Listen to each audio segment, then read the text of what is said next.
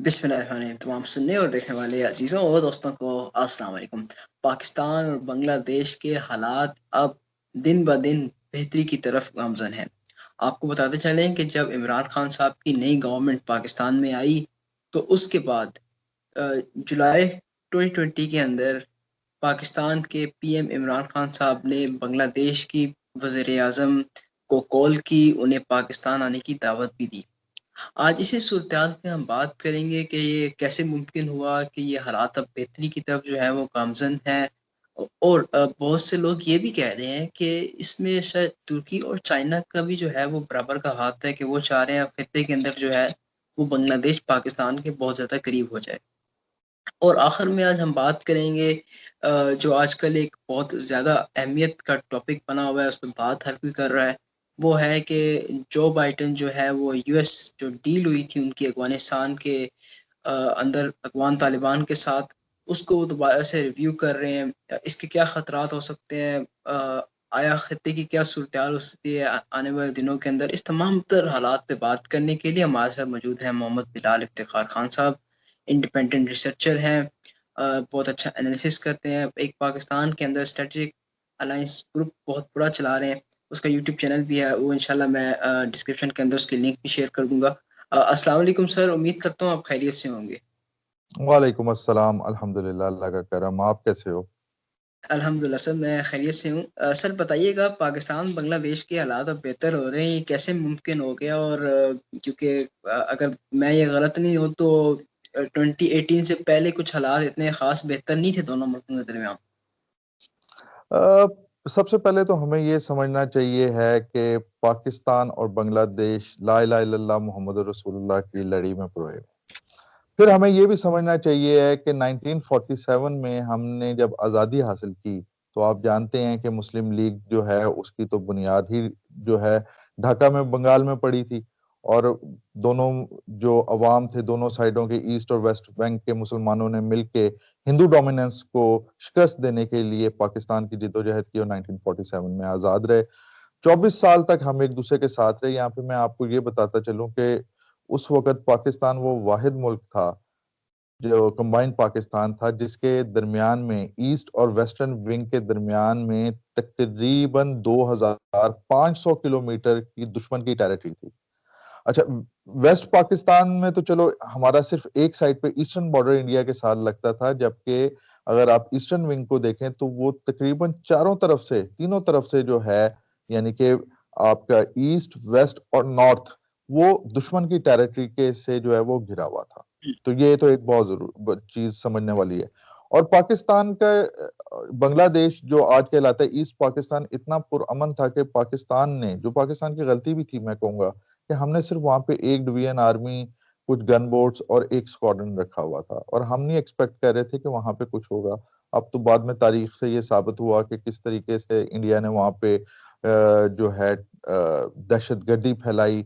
और Narendra Modi on the record कह चुका है कि मैं मुक्ति योद्धाज में से था, यानी कि मैं यहाँ से ट्रेन करके लोगों को वहां पे भेजता था लड़ने के लिए। लेकिन खैर, जो कुछ हुआ, कुछ हमारी भी गलतियां थी। पास्ट इज पास्ट, हम इसको तरफ नहीं करते। 1974 के अंदर जो है पाकिस्तान और बांग्लादेश के ताल्लुकात आपको पता है बहाल हुए। और जी, उसमें आपको पता है कि उसके बाद जो है जनरल इरशाद और उससे पहले जियाउर रहमान का दौर जो था वो तो बहुत ही जबरदस्त, हम करीब आना शुरू हुए। जैसे ही अवामी लीग की हुकूमत गई तो हम करीब आना शुरू हुए। और एक वक्त वो भी आया, आपको हैरत होगी कि 1980s, लेट 80s के अंदर पाकिस्तान ने कई स्क्वाड्रन जो है F6 के जो है अपने, वो जी, गिफ्ट किए बांग्लादेशी एयरफोर्स को। तो ये एक बहुत बड़ी एक साइन था। और वो जो इंदिरा गांधी ने कहा था कि हमने दो कौमी नजरिए को बहिर अरब में डुबो दिया है, तो आज मैं उसे मुखातब करके कहूंगा और उसके नाम लेवाओं को मुखातब करके कहूंगा कि तुमने दो कौमी नजरिए को क्या डबोना था। आज देखो, तुम्हारे दाईं साइड पे भी एक मजबूत बांग्लादेश है, और तुम्हारी एक साइड पे मजबूत बांग्लादेश है और एक साइड पे मजबूत पाकिस्तान है, और दोनों अभी भी जी, कलमे के वफादार हैं, हिंदू डोमिनेंस के खिलाफ लड़ रहे हैं। तो जी, दो कौमी नजरिया तो कहीं नहीं डूबा था, बल्कि और मजबूत होकर सामने आया, वक्त साबित कर रहा है। लेकिन तुम्हारा जो सेक्युलर इंडिया था, आज मोदी ने कहाँ पे डुबो दिया, जरा इसके ऊपर जरूर गौर करना। कि आज वो सबसे बड़ी एक जो है ना जेल बनी हुई है, एक दुनिया की सबसे बड़ी आबादियों में से एक आबादी वाले मुल्क की, जिसे तुम भारत कहते हो। अच्छा, उसके बाद आपको पता है कि 90s का दौर आया, उसमें भी जो है कभी मोहतरमा खालिदा जिया आ जाती थी और कभी आ जाती थी हसीना वाजिद। खालिदा जिया जो है, क्योंकि वो जिया उर रहमान की बेगम है थी, वो उनकी ज़ौजा थी, उनके ज़माने में हमारे अच्छे हालात हो जाते थे, जबकि जब हसीना आती थी तो वो अवामी लीग जो बंगला बंधु जिसे कहते हैं, जिनको कहते हैं, उनकी बेटी थी, इस वजह से खराब हो जाते थे। हमने देखा कि उसके बाद अतार चढ़ाव तो आता रहा, ट्रेड भी हमने की, एक दूसरे की मदद, पाकिस्तान और बांग्लादेश फाउंडिंग मेंबर्स हैं, आप जानते हो, सार्क के भी, ओआईसी के भी मेंबर्स हैं, कई प्लेटफॉर्म पे हम इकट्ठे काम करते रहे। फिर क्या हुआ कि हमने देखा कि लेट 90s के अंदर जो है ना, अवामी लीग को इक्तदार हासिल हुआ। अवामी लीग की जो सियासत थी वो जो है वो बंगला नेशनलिज्म के ऊपर बुनियाद रखती थी, तो मामलात खराब होने शुरू हो गए। एक वक्त वो भी आया 2015 के अंदर, हमने देखा कि शेख हसीना जो है वो मैच देखने के लिए आती हैं पाकिस्तान और बांग्लादेशी टीम का, और उसके बाद जब पाकिस्तान जीत रहा होता है तो वो गुस्से में चली जाती हैं, और बाद में एक बयान ये भी सामने आता है कि शायद पाकिस्तान जादूगरों ने जो है वो पाकिस्तान को जो है वो मैच जिताया। खैर, अब जो हालात दोबारा हमारे दरमियान बेहतर होने शुरू हुए हैं, उनके पीछे कपल ऑफ फैक्टर्स हैं। सबसे पहला तो मोदी सरकार की पॉलिसीज हैं, जिसकी वजह से बांग्लादेश जो है वो मजबूर हो रहा है कि वो इंडिया की तरफ जो देखता था उसकी तरफ ना देखे। आप जानते हैं कि दिलीप समथिंग उसका नाम है, उसने 2019 के अंदर एनआरसी जो नेशनल रजिस्टर है ऑफ सिटीजनशिप के हवाले से कहा था कि हम तकरीबन 1 करोड़ बंगालियों को आसाम से निकाल देंगे, बांग्लादेश धकेल देंगे। तो ये एक बड़ा सीरियस जो है ना वो था। आप देख ले कि कुछ लाख आपके पास महाजरीन आते हैं, तो आपकी इकॉनमी पे क्या असर होता है। जब आप 1 करोड़ की बात करते हो जो कई नस्लों से वहां पे आसाम में या बंगाल में रह रहे हैं, और आपकी हुकूमत जो है, हुकूमत का एक अहम रुकन कह रहा है कि we will push them to Bangladesh, तो उसके क्या हालात आप परसीव कर सकते हो। उसके अलावा एक और चीज जो है, बीएसएफ इंडियन जो है वो कोई नई बात नहीं है इनकी, और जो दुश्मनी है जो बांग्लादेश के बॉर्डर गार्ड्स हैं, और हर साल सैकड़ों बंगाली जो है ना वो बेचारे जो है अपने फसलें जो है वो वहाँ पे काम कर रहे होते हैं, और जो बीएसएफ वाले जो हैं उनको छलनी कर देते हैं कि जी स्मगलिंग की कोशिश कर रहे हैं। तो एक तो वो काफी चीजें थी जो पहले से इसके ऊपर कर रही थी, ऊपर से पानी का भी आपको पता है मसला आ रहा था। तो जी 2019 में जब शेख हसीना दोबारा इक्तदार में आई, तो हमने देखा कि उस वक्त जो है ना एक हमें चेंज नजर आनी शुरू हुई, और इसी चेंज को देखते हुए जब हमारे वहाँ पे हाई कमिश्नर जो हैं इमरान अहमद सिद्दीकी, वो गए, तो जी उनकी मुलाकात जो है इनके वजीर खारजा से हुई, और वजीर खारजा से पाकिस्तानी हाई कमिश्नर का होना। और आपको पता है कि ये इमरान अहमद खान के बांग्लादेश जाने से पहले तकरीबन 1 साल से ज्यादा अरसे तक हाई कमिश्नर की जो सीट थी वो खाली रही। तो ये एक बहुत बड़ी बात थी कि पहले वजीर खारजा से बात होती है, और उसके बाद फिर आपने अभी अपने इंट्रो में बताया कि खान साहब जो हैं वो वहाँ पे फोन करते हैं, और उसके बाद जो है हम देखते हैं कि दोनों अतराफ से एक दूसरे के साथ जो है ना अच्छाई जो है ना, अच्छे ताल्लुकात की ख्वाहिशात का इजहार और प्रैक्टिकल की तरफ जाना शुरू हो जाते हैं। अच्छा, उसमें कुछ लोग कहते हैं कि चाइना का इसमें जो है ना सबसे बड़ा हाथ है। हाँ, चाइना का हाथ है, कि वजह उसकी ये है कि पाकिस्तान और बांग्लादेश दोनों जो हैं उबोर, जिसे वन बेल्ट वन रोड कहते हैं, चाइनीज जो इनिशिएटिव है उसका हिस्सा है। और ये एक ही अलायंस में होना, या एक ही आप कह लें कि पार्टनरशिप में होना, एक ही प्रोजेक्ट के अंदर होना भी एक बहुत बड़ा जो है ना रोल अदा कर रहा है। लेकिन मेरे ख्याल में सबसे बड़ा रोल जो है वो हमारी वो रूट्स हैं, जिसकी वजह से हम एक दूसरे के करीब आ रहे हैं। आप देखें, जब 5 अगस्त 2019 का जब फैसला हुआ, तो हमने जो बहुत बड़े प्रोटेस्ट देखे आलम इस्लाम के अंदर इंडियन नाजायज कब्जे के, उनमें से एक हमने प्रोटेस्ट जो है वो बांग्लादेश में देखा। फिर हमने देखा कि मोदी ने दौरा करना था, लेकिन ऐसे प्रोटेस्ट हुए मोदी के खिलाफ कि मोदी की जरूरत नहीं हुई, और उसे कोरोना का बहाना करके वो जो है अपना दौरा जो है बांग्लादेश का कैंसिल करना पड़ा। इसी तरीके से हमने देखा कि इंडियन हाई कमिश्नर जब इंडिया को ने देखा कि पाकिस्तान और बांग्लादेश करीब आ रहे हैं, उन्हें तो मुसीबत पड़ गई। 4 महीने तक शेख हसीना ने उसको इनकार किया कि मैं अभी नहीं बात कर सकती, मेरे पास टाइम नहीं है, टाइम नहीं है, टाइम नहीं है। वो इस चीज को शो कर रहा था कि भाई अब आपके हमारे लिए अहमियत नहीं है, जो कुछ आप भारत में कर रहे हो और जिस किस्म की आप सियासत हमारे साथ खेलना चाह रहे हो, ठीक है, हम उसे कबूल करने के लिए तैयार नहीं है। और ना ही हम तुम्हारी डोमिनेशन को मानने के लिए तैयार हैं। और उसमें आपको एक मैं बड़े मजे की बात बताऊं कि ये अभी अक्टूबर में आए थे एस्पर, मार्क एस्पर और पोम्पियो जो है, माइक पोम्पियो। जी। तो उनका इरादा था कि बेसिकली वो था कि यहाँ पे बीका हम इंडिया के साथ जो है मुआहदा जो है वो करेंगे, उसके बाद हम बाकी आसियान और इम्पोर्टेंट कंट्रीज में जाएंगे। तो उसी दौरे के दौरान जो है जो आपका है ढाका, ढाका के एक अहम अंग्रेजी अखबार के अंदर जो है ओपिनियन आया, जिसको बहुत ज्यादा जो है वायरल भी किया गया। तो उन्होंने कहा कि कोई ये सोचे ना कि बांग्लादेश जो है वो न्यूट्रलिटी छोड़ेगा। हमारे लिए अमेरिका के साथ ताल्लुकात भी बहुत अच्छे हैं, लेकिन हम चाइना के खिलाफ किसी भी चीज के अंदर जो है ना, किसी भी हम्म। उसके अंदर हम नहीं आ सकते। तो एक रियलाइजेशन जनरल अगर आप फील करें, तो एक जनरल रियलाइजेशन जो है पूरे साउथ एशिया के अंदर पाई जाती है कि हमने अपना दिफा भारतीय डोमिनेंस से करना है, चाहे वो नेपाल हो, चाहे वो बांग्लादेश हो, चाहे वो म्यांमार हो, चाहे वो पाकिस्तान हो, जितने भी आपको, या चाहे श्रीलंका हो। तो आपके सामने ही है कि जिस तरीके से वो भारतीय जो तसल्लुत से आजादी और उसकी जो इंपीरियलिस्टिक पॉलिसी से बचने के लिए एक दूसरे के करीब आ रहे हैं। और इसमें लीडरशिप रोल ऑफ कोर्स आपके सामने है कि हमारे मुल्क पाकिस्तान का है। सर ये बताइएगा कि चाइना, तुर्की कोशिश कर रहे हैं कि पाकिस्तान के ज़्यादा करीब हो बांग्लादेश। तो सर, क्या ये भी एक प्लान हो सकता है कि इंडिया को जो है खत्ते के अंदर बिल्कुल ही अकेला कर दिया जाए, क्योंकि उसकी ऐसी पॉलिसीज हैं अपनी कि जिस तरीके से वो जंग को ज़्यादा प्रमोट करने की कोशिश करता है, खत्ते के अंदर जो है वो कोशिश करता है कि अनस्टेबल हो चीज़ें। हमने देखा कि पाकिस्तान के अंदर वो दहशतगर्दी को आने की कोशिश करते हैं। तो ये भी एक पॉलिसी हो सकती है कि अब खत्ते के अंदर इंडिया को बिल्कुल ही अकेला कर दिया जाए। देखिए जी, इंडिया को अकेला कोई क्यों चाहेगा? देखें, अगर वो चाइना के ऊपर कहते हैं कि चाइना इंडिया को अकेला करना चाहता है, तो मुझे एक आप बताएं, आप इंडियन राइटर्स को पढ़ लें, क्या चाइना ने मुतअद्दिद बार 2019 तक इंडिया को ये आइडिया नहीं दिया कि वो उबोर में शामिल हो और पीस एंड प्रॉस्पेरिटी के इस सफर में साथ चले?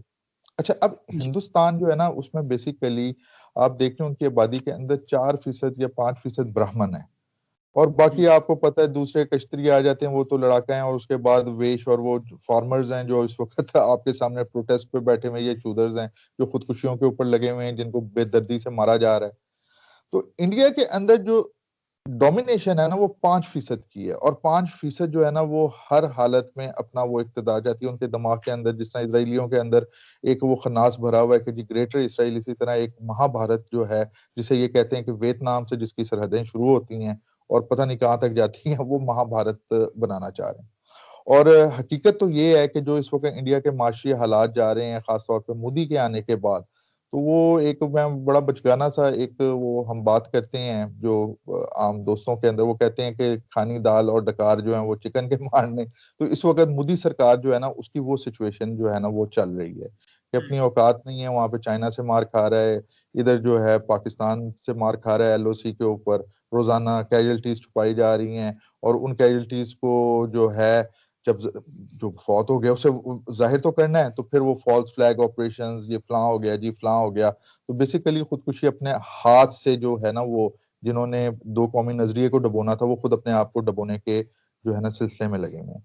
चाइना का जो रोल है, आप देखें ना, चाइना बांग्लादेश के ऊपर, अगर आप पाकिस्तान के मैट्रिक्स पे बात करें, तो पाकिस्तान को तो अलाई है ही है, यानी कि आयरन ब्रदर है। और मैं कहता हूँ कि जितना जो दोस्ती का हक हमेशा चाइना ने अदा किया है, बहुत कम दुनिया के अंदर ऐसे ममालिक होंगे जिसमें कोई दोस्त आपको इस तरीके से नजर आएगा कि जब हमें जरूरत पड़ी, अभी कोरोना आया तो किस तरीके से कोरोना वैक्सीन। और आप देखें हमारे यहाँ पे कितने छोटे लोग हैं, वो कहते हैं कि जी वो भीख में मिली। जब चाइना के अंदर कोरोना फैल रहा था, तो किसी ने नहीं देखा कि खान साहब की हुकूमत ने जिस तरीके से मास्क और बाकी जो जरूरी एसेंशियल्स थे पाकिस्तान ने भेजे। छोटा मुल्क है, बड़ा भाई चाइना है, लेकिन हमने अपनी तरफ से कोई कसर नहीं छोड़ी कि हम अपने चाइनीज दोस्तों, अपने भाइयों की मदद के लिए ना जा सकें। तो आज चाइना, और ये चाइनीज सफीर ने कहा कि उसने कहा कि हमें ये याद है कि जिस वक्त कोरोना फैल रहा था, तो पाकिस्तान ने किस तरीके से हमारे लिए मास्क वगैरह भेजे थे। तो हमें जो है, छोटे लोग पाकिस्तानी जो है ना, हमारे खास तौर पर शराब किया, और हमारी जो अपोजिशन जमातों के दिमाग छोटे हैं, इसलिए वो गंदगी को देखती है। मक्खी ने गंदगी में बैठना होता है, वो सही चीज को नहीं देख पाती। अच्छा, अब चाइना जो है इसी तरीके से एक बड़े भाई का रोल अदा कर रहा है। अब देखिए, बड़े जो जो ममालिक जिनके साथ उसके इख्तिलाफात चल रहे हैं, उन्हें भी कह रहा है आ जाओ मेरी उबोर में दाखिल हो, हमारे मामलात सेट होते रहेंगे। जब एक दूसरे को जानेंगे तो आप हमारे मौकफ को समझ सकेंगे, हम आपके मौकफ को समझ सकेंगे, तो दरमियाना रास्ता निकल सकेगा। ये चाइनीज पॉलिसी है जिसके पीछे 5-6 हजार साल की जो है, आप कह लें कि एक विजडम चल रही है, एक सिविलाइजेशनल विजडम चल रही है। अब हो क्या रहा है कि बांग्लादेश के अंदर जो पहला उनका जो सबमरीन जो बेस है बांग्लादेशी नेवी की, वो चाइना बना के दे रहा है, सबमरीन उनको दे रहा है, बना के दे रहा है। इसी तरीके से उनके डेवलपमेंटल प्रोजेक्ट्स के अंदर जो हैं चाइनीज जो हैं वो जोरों शोर से जो है शरीक हो रहे हैं। और इसी चीज के का इंडिया को दुख भी है, क्योंकि 2019 में जब शेख हसीना वापस आई तो उनके लिए काफी चीजें उन्होंने रियलाइज की। उन्होंने कहा कि जो नेशनलिस्टिक पॉलिटिक्स जो खिलाई गई है हमें इंडिया की तरफ से, वो बेसिकली उसका असर ये हुआ कि इंडिया ने हम पे डोमिनेशन हासिल करने की शुरू की। इसीलिए अब बांग्लादेश भी जो है वो एक फ्री फॉरेन पॉलिसी की तरफ जा रहा है और काफी चीजों में हो रहा है। इसी तरह पाकिस्तान जो है, आपको हैरत होगी, पाकिस्तान ने तो F6 तो दिए ही दिए थे, उसके अलावा मिलिट्री टू मिलिट्री जो है कॉन्टेक्ट हमारे अच्छे हैं। आपको एक और मैं बात बताऊं, एक सैफुर रहमान पायलट थे हमारे पाकिस्तान एयरफोर्स के, ही वाज अ बंगाली, जी और उन्होंने अरब इजरायली वॉर में काफी इजरायली जहाज भी गिराए और पाकिस्तानी जंगों के अंदर इंडियन भी। अब वो जी एक ऐसा हस्ती है कि वो हमारे भी हीरो हैं और वो बांग्लादेश के भी हीरो हैं। तो बात ये है कि मेरे भाई, जब एक तने की मुख्तलिफ शाखें होती हैं, वो शाखें मुख्तलिफ जरूर होती हैं लेकिन तना एक ही होता है। और यहाँ पे जब हम बात करते हैं तो हम एक ही तने से जुड़े हुए हैं, एंड दैट तना इज ला इलाहा इल्लल्लाह मुहम्मदुर रसूलुल्लाह। तो अगर ये कोई इंडिया में समझ रहा था कि दो कौमी नजरिए को फेंक दिया हमने, ये कर दिया, डबो दिया, तो भाई वो तो बाहर निकल आया, तुम डूब गए। ये मामला चल रहा सर, प्रोग्राम के आखिर में बात करेंगे कि एक ऐसा टॉपिक है जो पूरी दुनिया में वायरल है और हर कोई इस पे बात कर रहा है। सर, ये बताइएगा कि जो बाइडेन जो है वो अफगान तालिबान के साथ जो डील हुई उसको दोबारा रिव्यू कर रहे हैं।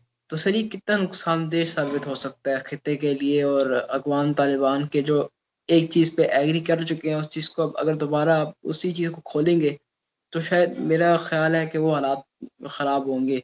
तो सर, आप क्या देखें, क्योंकि कुछ ऐसे बयानात भी आए अफगान अफगान तालिबान की जानिब से जो शायद पॉजिटिव साइन नहीं दिखा रहे। है। यार इसमें दो बातें जो है ना वो समझनी है। पहली बात तो ये कि पॉलिसी स्टेट की होती है, हुकूमत की नहीं होती। ट्रंप ने जिस जी ऑर्डर को, जो पॉलिटिकल ऑर्डर की तब्दीली की बुनियाद रखी थी, अगर तो उसके ऊपर एस्टेब्लिशमेंट, अमेरिकन एस्टेब्लिशमेंट और इंटरनेशनल एस्टेब्लिशमेंट एग्रीड ना होती तो वो उसे करने ही ना देते। उसे टफ टाइम उन्होंने दिया, लेकिन उस वर्ल्ड ऑर्डर की बुनियाद उसे नहीं रखी। अब बाइडेन भी उसी ऑर्डर को लेके रखेगा। ट्रंप के जाने के बाद चाइना, ऐसा नहीं हो सकता कि चाइना अमेरिका का सबसे बड़ा कंपटीटर ना रहे। आप जानते हो कि आईएमएफ के मुताबिक दुनिया की सबसे बड़ी इकोनॉमी जो है वो चाइना बन चुकी है। आप ये भी जानते हो कि चाइना जो है उसका जो प्रोजेक्ट है उबोर, वो अमेरिका के करीबी अलाइज जो हैं उनको भी अपनी तरफ रागिब कर रहा है, और वो अमेरिका से दूर हो रहे हैं। हो रहा है या नहीं हो रहा? और ये जी यहाँ से सिर्फ चाइना और एशिया ही नहीं है, ये तो साउथ अमेरिका तक का ये प्रोसेस है। तो अमेरिका के लिए सबसे बड़ा खतरा, उसकी डोमिनेशन के लिए सबसे बड़ा खतरा जो है वो चाइना ही है।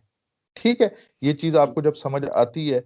अच्छा, अब इसी तरीके से जो इंटरेस्ट अमेरिकन एडमिनिस्ट्रेशन, इस ये एडमिनिस्ट्रेशन जो पॉलिसी लेके चल रही है, मसलन अब वो कह रहे हैं कि अफगानिस्तान, भारत, पहले मैं आता हूँ भारत। भारत ट्रंप के जमाने में भी भारत अमेरिका के लिए अहम था, बाइडेन के जमाने में भी अहम है। उसकी वजह क्या है? वही फिर चाइना आ गया। क्वाड्स को मजबूत करने की ट्रंप भी बात कर रहा था, आज बाइडेन एडमिनिस्ट्रेशन भी बात कर रही है। अब इससे अंदाजा लगा लो कि किस किस्म की पॉलिसी है। हम सोच रहे थे कि कोई, हम क्या, कुछ लोग यहाँ पे सोच रहे थे कि शायद ट्रंप के जाने के बाद तो बड़ा हो जाएगा, क्योंकि बाइडेन साहब जो हैं उनको कश्मीर से बड़ी मोहब्बत है, कश्मीर के बारे में बड़ा सॉफ्ट है, और ये मामलात हिंदू तबाह। क्या हुआ? सेक्रेटरी ऑफ स्टेट बात कर रहा है, सबसे पहले वो बात कर रहा है इंडिया के साथ, सेक्रेटरी ऑफ डिफेंस बात करता है तो वो राजनाथ सिंह के साथ बात कर रहा है। जब जी पॉलिसीज आ रही हैं कि हम इसे रिकंसिडर करेंगे, रिविजिट करेंगे, तो क्या यही इंडिया नहीं चाह रहा था? यही इंडिया नहीं कह रहा था? और यही अफगान अशरफ गनी की गवर्नमेंट नहीं कह रही थी? लेकिन इन तमाम बातों के बावजूद मैं ये समझता हूँ कि हमने ओबामा दौर में, वो भी डेमोक्रेट था, ट्रुप सर्ज देख ली, यहाँ पे लाखों अमरीकी फौजी आ गए, एंड पे क्या हुआ? कुछ हासिल नहीं हुआ। अफगान कहते हैं, अफगानों का एक प्रोवर्ब है, वो कहते हैं कि you have the watches, we have the time. तुम्हारे पास घड़ियां हैं लेकिन वक्त हमारे पास है। तो अफगानिस्तान एक ऐसा मुल्क है जहां पे ऐसे लगता है कि वक्त जो है वो रुक जाता है, मिनट जो है वो घंटे बन जाते हैं, घंटे साल बन जाते हैं। तो एट द एंड अमेरिका को आना तो पड़ेगा दोबारा उसी तरफ बाइडेन को जिस साइड पे ट्रंप आया था। ट्रंप समझ गया था इन चीजों को, क्योंकि अब जो वो बात कर रहे हैं वहां पे काउंटर टेररिज्म की बात कर रहे हैं, तो उससे पहले यही ओबामा एडमिनिस्ट्रेशन इल्जाम लगाती थी कि रशिया जो है किसी लेवल के ऊपर तालिबान को सपोर्ट कर रहा है। तो क्या अमेरिकन ट्रूप्स की, इंटरनेशनल ट्रूप्स की वहां पे जो मौजूदगी जो है वो खासतौर पर रशिया और चाइना जो इस वक्त दाइश से बहुत बड़ा थ्रेट जो है वो महसूस कर रहे हैं, और हम देखें कि उसकी एक्टिविटी भी काफी बढ़ी है अफगानिस्तान के अंदर। और हमने ये भी देखा है कि उन जो इस वक्त चेचन्स की हम बात करते थे या आईएमयू की बात करते थे, वो भी बेसिकली अलकायदा को छोड़ के दाइश की तरफ गए हैं। तो मेरे ख्याल में आगे जो हालात हैं वो जितनी जल्दी रियलाइज हो जाए बाइडेन एडमिनिस्ट्रेशन को उतना अच्छा है। अगर तो वो इस कोशिश में रहेगी कि क्योंकि इंडिया जो है उसके जो है इन्वॉल्वमेंट ज्यादा हो, जिस तरह अभी मैं आपको इधर से ही बताता चलूं इसी प्लेटफॉर्म पे कि ये पिछले दिनों जो हाई ऑफिशियल्स गए हैं ईरानियंस जो हैं वो जो हैं उनसे मिल रहे हैं, क्या नाम है, इंडियन हाई ऑफिशियल्स गए हैं और उन्होंने ख्वाब देखने शुरू कर दिए हैं, क्योंकि इंडियन ने कि अमेरिका नहीं जाता तो जी हमें चाबहार दोबारा दें और हम वो दोबारा ट्रेड रूट बनाएं। अब वो नॉट रियलाइजिंग कि ईरान जो है 400 बिलियन का मुआहदा कर चुका है, यानी कि अगले 25 साल में चाइना के साथ। तो मामलात मेरे ख्याल में और कॉम्प्लिकेशंस की तरफ जाएंगे। लेकिन अफगानिस्तान की जहां तक बात है, सूनर और लेटर दोबारा ट्रंप फार्मूले पे तो आना पड़ेगा, और जितनी जल्दी आएगा उतना खित्ते के अंदर नुकसान कम होगा। क्योंकि हम तो ये जानते हैं कि जो ब्रंट हम सह रहे हैं, जो हमारी पोस्टों पे हर तीसरे चौथे दिन जो है अफगानिस्तान से हमले होते हैं, फिर आपको पता है कि अमेरिकन प्रेजेंस की वजह से इंडिया को वहां पे खेलने की बहुत मौके हैं, और जिस तरीके से यहाँ पे नस्ली मुनाफरत फैलाने की और फिर सेक्टेरियन मुनाफरत फैलाने की कोशिश इंडिया करता रहता है। तो पाकिस्तान ने इसीलिए कहा था कि स्पॉयलर से बचें और आपने जो वादे किए थे उनको पूरे करें। सर आपका बहुत बहुत शुक्रिया कि आपने हमें खुसूसी टाइम दी इंटरव्यू के लिए। अपने अपने का ख्याल रखिएगा। अस्सलाम वालेकुम। अच्छा।